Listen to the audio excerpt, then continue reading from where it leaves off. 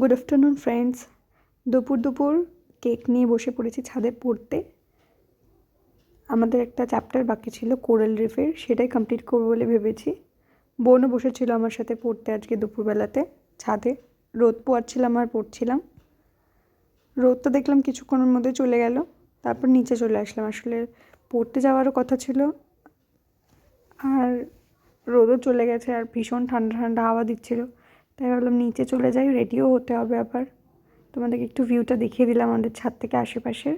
খুব সুন্দর রোদ দুপুরবেলা, খুব ভালো লাগে দেখতে। বিকেলেও বেশ সুন্দর, শান্ত চারিদিকটা। রেডি হয়ে গেছি, যাবো একটু পড়তে।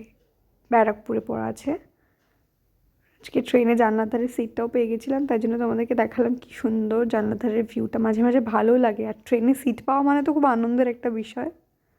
ট্রেন থেকে নেমে আবার আমার চায়ের নেশা হয়েছিল, তা দুধ চা খেয়ে নিলাম। আরেকটা জানো তো, ফেরার সময় খুব খিদে পেয়ে গেছিলো, তাই একটু লিট্টি চোখা খেয়ে নিলাম। দেখলাম দোকানটায় পাওয়া যাচ্ছে। আর বাড়ি এসে মা আমাদেরকে আবার ডিনার দিয়েছিল, খিচুড়ি আর চিকেন পকোড়া। এইভাবেই শেষ করলাম রাতটা। Good night.